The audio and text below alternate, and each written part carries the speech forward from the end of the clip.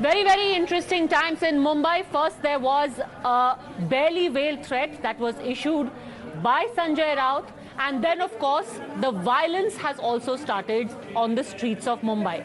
Let me go straight across, in fact, to Deepak Kesarkar. He's a rebel MLA.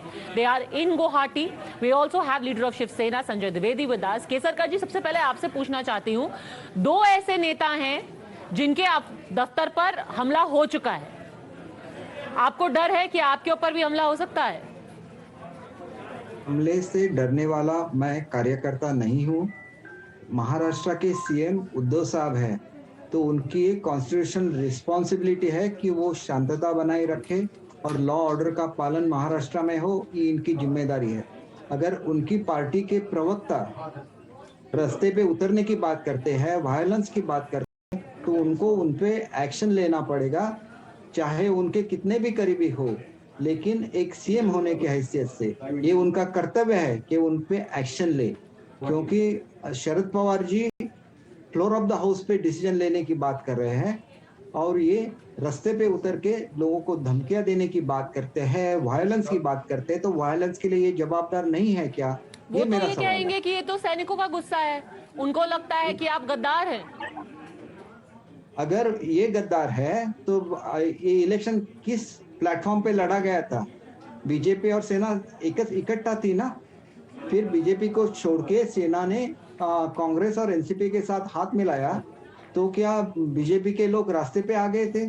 उन्होंने violence किया था, उन्होंने आपको गद्दार बोला था। उन्होंने तो ये नहीं किया, उन्होंने एक्सेप्ट किया, क्योंकि ये डेमोक्रेसी है और डेमोक्रेसी में कुछ भी हो सकता है। और डेमोक्रेसी में जब आपको सीएम चुना जाता है तो राज्य की जवाबदारी आप पे है, यहाँ पे शांति बनाए रखना चाहिए, इसकी जवाबदारी भी आप पे है। वो हमारे लीडर हैं, मैं उनको बहुत प्रेम करता हूँ, उनकी बहुत रिस्पेक्ट करता हूँ, लेकिन जो उनकी जवाबदारी है उनको निभाना चाहिए। और फ्लोर ऑफ द हाउस में कभी भी आने के लिए हम लोग तैयार है। और ऐसे वाली जो हरकतें हैं उसको मैं लड़ा दे चुका हूँ कांग्रेस कोंकण में, और जो बाला साहब का सपना था वो पूरा करने में मेरा हाथ था। इन्होंने नहीं किया। संजय द्विवेदी जी, आप सड़क पर फैसला होगा इस तरीके से तोड़फोड़ मचा के से उसको ये किया था, डिफीट किया था, जिनको बाला साहब डिफीट करना चाहते थे। तो मैंने ये लड़ाई लड़ी है, मुझे मालूम है कि शांतता की ताकत क्या है। इस तरह से कुछ नहीं होता है। आपको फ्लोर ऑफ द हाउस में आना है तो फ्लोर ऑफ द हाउस में आने की आप दिखाइए। फ्लोर ऑफ द हाउस में फैसला होगा संजय द्विवेदी जी, सड़क पे नहीं। मैं भाई बोलने जा रहा हूँ ना, बाला साहब की इसे मैं देना चाहूँ, मैं भी बाला साहब फिर सैनिक हूँ, और ये बाला साहब के विधायक है, मक्खन मलाई खा रही है। हम लोग तो मक्खन मलाई नहीं खा रहे हैं। जो ये बात कह रहे हैं विधायक जी, इनसे पूछिए कि जब मीटिंग हो रही थी वहाँ विरोध क्यों नहीं किया? एनसीपी द्विवेदी जी ये बताइए, तोड़फोड़ करेंगे क्या? तोड़फोड़ होगी, धमकी होगी क्या? मैं उस पर भी आ रहा हूँ ना। अगर बाला साहब को शिवसेना कहेंगे तो बाला साहब ने क्या कहा था? जो बागी बने, जो भागे, उसके लिए दो चीजें हैं, पहले मनाइए, पुचकारिए, इसके बाद लात वाले बना दीजिए। पूछिए इनसे। ये तो ओपन धमकी है, पर ये कह रहे हैं कि ये बाला साहेब ऐसा बोलते थे। केसरकर जी, बाला साहब ने बात कही थी कि जो बागी हो, जो विरोध करे इस टाइप का, जो विधायक है, जो भी आदमी, वो ये उनके शब्द है, हमारे शब्द नहीं है। आप निकलवा लीजिए। चलिए, आप कह रहे हैं कि ये बाला साहेब का फॉर्मूला था। केसरकर जी देखिए, अगर ये बाला साहब का फॉर्मूला था तो शिवसेना बागी क्यों हो गई जब शिवसेना और बीजेपी इकट्ठा लड़ी? क्या कांग्रेस के साथ हाथ मिलाना, एनसीपी के साथ हाथ मिलाना ये बाला साहब की नीति थी? शरद पवार साहब 3 बार शिवसेना को तोड़ चुके हैं। इनको किसने बनाया? छगन भुजबल साहब को। उनको किसने लिया अपने पार्टी में? पवार साहब ने लिया ना। बाला साहब तभी याद आते हैं, बाला साहब तभी याद आते हैं आपको द्विवेदी जी। वो बाला साहब को श्रद्धांजलि थी क्या? तब बाला साहब याद नहीं आते जब सावरकर को माफी वीर बोला जा रहा है। ये पुराने तरीके हैं और मैं इसके खिलाफ मैं लड़ चुका हूँ कोंकण में। एक एक करके केसरकर जी अपनी बात पूरी कीजिए, फिर द्विवेदी जी जवाब देंगे। केसरकर जी, मैं वही पूछ रहा हूँ कि जब शिवसेना पहली बार टूटी थी तो बाला साहब को कितना दुख हुआ था? वो दुख किसने दिया था? पवार साहब ने ही दिया था ना। दूसरी बार जब शिवसेना टूटी तो वो किसने किया था? पवार साहब ने किया था ना। जब नारायण राणे बाहर निकले तो उनको सपोर्ट जो दिया गया था वो सपोर्ट पवार साहब ने ही दिया गया था ना। तो बाला साहब को दुख नहीं हुआ? उसके दुख के बारे में, उनके दुख के बारे में आप नहीं सोचेंगे? बताइए। द्विवेदी जी, बारे में आप तब नहीं बाला सोचेंगे। साहेब कहाँ आपको याद नहीं आए थे जब कांग्रेस के सामने झुके, उनके साथ अलायंस किया? याद है ना बाला साहब ने क्या बोला था कांग्रेस के बारे में? मैं बात क्लियर कर दूं, वही बाला साहब के पुत्र माननीय उद्धव ठाकरे जी, जिन्होंने फेसबुक में कहा कि अगर एक विधायक मुझसे कह देता कि आप इस लायक नहीं है, आप नहीं बन सकते हैं, तो मैं इस्तीफा दे देता। यहाँ तक कि उन्होंने कहा कि पक्ष प्रमुख भी मैं नहीं रहूंगा अगर कोई शिवसैनिक कह दे। और यही बाला साहब की बात थी, उन्होंने एक बार बात कही थी कि अगर नहीं चाहता शिवसैनिक हमको, अरे तो मैं सर, पक्ष आप प्रमुख तो नहीं सवाल रहूंगा। ही पूछ रहे हैं। उन्होंने घर बाला साहब वापसी ने की तो बहुत अपील कुछ की बोला था ना। बाला साहेब के जिस नाम की पार्टी में आप हैं और जिनका दम भर रहे हैं, उन्होंने ये भी बोला था कि उनके और वही पार्टी अब सावरकर को माफी वीर बोला जाता है और वो पार्टी चुप रहती है। तो वो भी पार्टी है जो कांग्रेस से जाके हाथ मिला लेती है। नहीं, सावरकर को भारत रत्न क्यों नहीं दे रही है? भारत रत्न किसने रोका? सावरकर को भारत रत्न देने के लिए किसने रोका? और भारत रत्न दिया जाता है वो गृह मंत्रालय द्वारा और माननीय प्रधानमंत्री द्वारा दिया जाता है, अभी तक क्यों नहीं है? चलिए केसरकर जी ये छोड़िए। आज जो है उद्धव ठाकरे कह रहे हैं कि मैं भले से ही अभी लोग छोड़कर चले गए हैं, पर हम अंत तक लड़ेंगे, अंततः जीत हमारी ही होगी और जो लोग बागी हुए हैं उनको या तो मानना पड़ेगा या उनको शिव सैनिकों का सामना करना पड़ेगा। देखिए, ये स्टेटमेंट तब करे जब ये मुख्यमंत्री नहीं हो, जब पार्टी चीफ हो, तो ये स्टेटमेंट करना ठीक है, लेकिन constitutionally you are the head of the state, आपको ये शोभा नहीं देता ऐसा स्टेटमेंट। तो या तो आपको ऐसी लड़ाई लड़नी है तो आपको सिर्फ पक्ष का प्रमुख रहना चाहिए, सीएम बनना है तो सीएम का जो कॉन्स्टिट्यूशनल ड्यूटी, आप बीच में मत बोलिए सर, आप बीच में मत बोलिए, लेट मी कंप्लीट, और आप बाद में बोलिए। द्विवेदी जी बाद में बोलिएगा ना, बीच में मत बोलिए, ये वर्बल मत कीजिए जी, अपनी बात पूरी कीजिए। देखिए, जब आप सीएम बनते हैं तो आप कॉन्स्टिट्यूशनल अथॉरिटी है, आपका जिम्मा है लॉ एंड ऑर्डर, किसी और का जिम्मा नहीं है, तो आपकी ड्यूटियां निभाइए। आपने लिया है ना ये जिम्मा।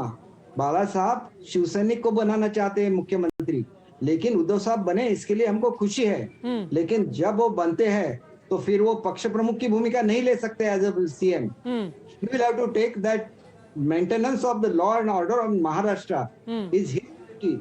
Madam, this is financial capital of India, it must progress and that progress should not be hampered by anybody. किसी को ये हक नहीं है ये करने का। Dwivedi ji, you should behave like Uddhav ji should behave like head of state, not like head of a party, not like a politician. मैं इसे पूछना चाहता हूँ उनसे, भारतीय जनता हमारे जो विधायक नहीं बैठे हुए हैं, केसर जी, ये कितने लिखे ये बताया जरा देश को। सर ये एक तो ये भाषा सही नहीं है, मुझे समझ में नहीं है। एक तो भाषा सही नहीं है, मैं आपको दिखा देती हूँ। आज कुडलकर जी हैं, उनका ऑफिस तोड़ दिया। संजय लांडे हैं, उनके ऑफिस पे हमला कर दिया। आप इतनी बड़ी बड़ी जो बातें कर रहे हैं द्विवेदी जी, ये तो बता दीजिए कि ये किस तरीके की डेमोक्रेसी है। This does not reflect well on the government of Maharashtra.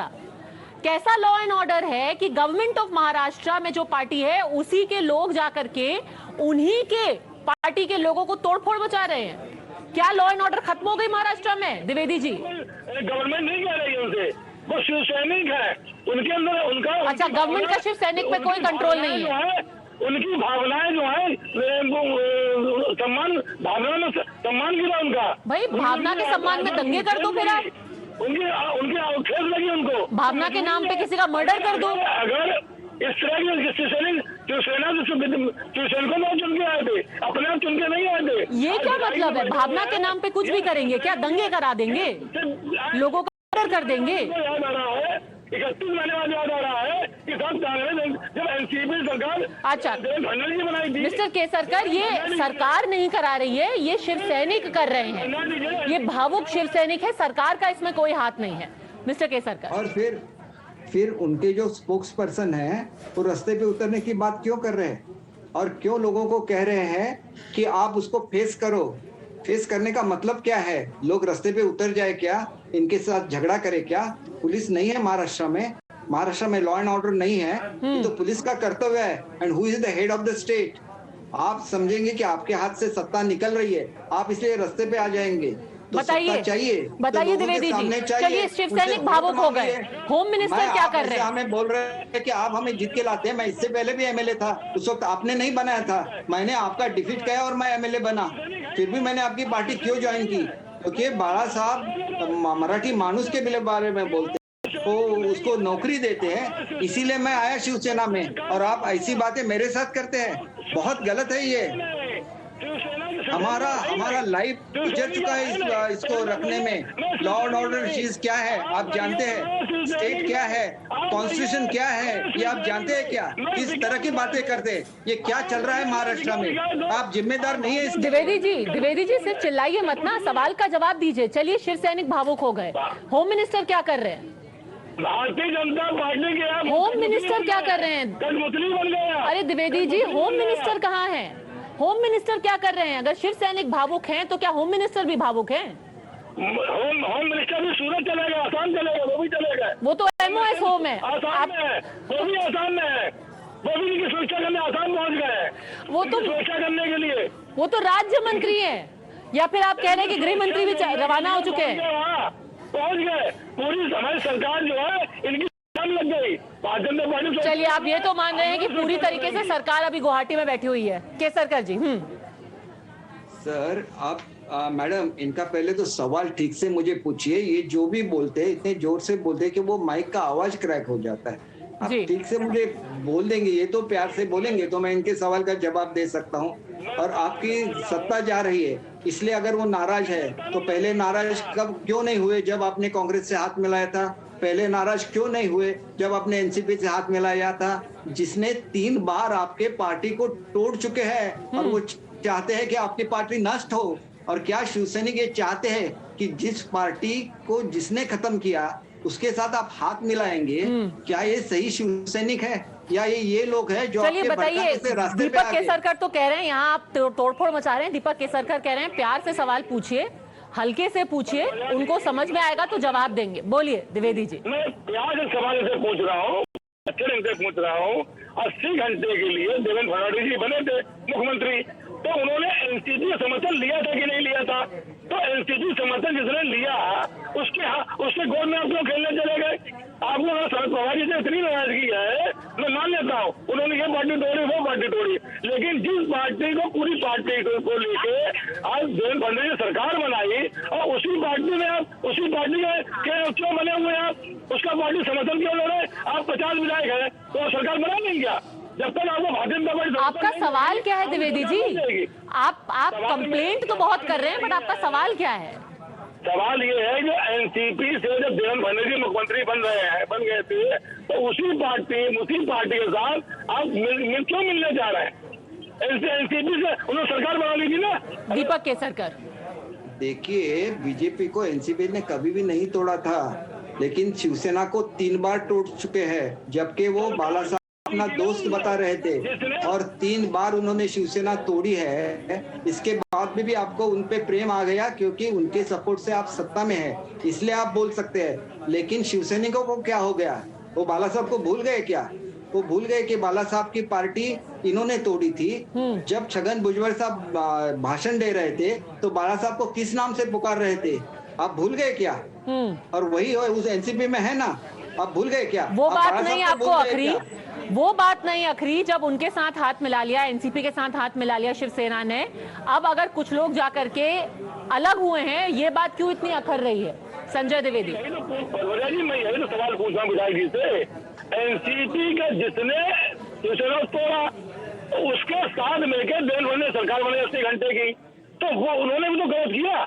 उन्होंने सरकार क्यों बनाई थी? अगर सरकार उनकी न टूटती तो एनसीपी और बीजेपी सरकार चल रही होती। चलिए, आप इसमें उसके साथ क्यों सरकार नहीं, वो उनके साथ क्यों चले गए? आप किसी के साथ भी चले जाए तो कोई प्रॉब्लम नहीं है, पर सवाल फिर भी यही रहता है संजय द्विवेदी जी, चाहे जो हो जाए, आप भले से डिस्क्वालीफाई कर दीजिए एमएलएज को, उनके ऊपर केस कर दीजिए, उनके ऊपर पुलिस की कंप्लेंट कर दीजिए, पर तोड़ फोड़ करना ये किसी भी सभ्य डेमोक्रेसी में अलाउड ना हो सकता है, and it goes against the very law and order of the state. इसका जवाब भी देना चाहिए। For the time being, thank you very much both Mr. Kesarkar and Mr. Dwivedi for having joined me. Thanks for watching.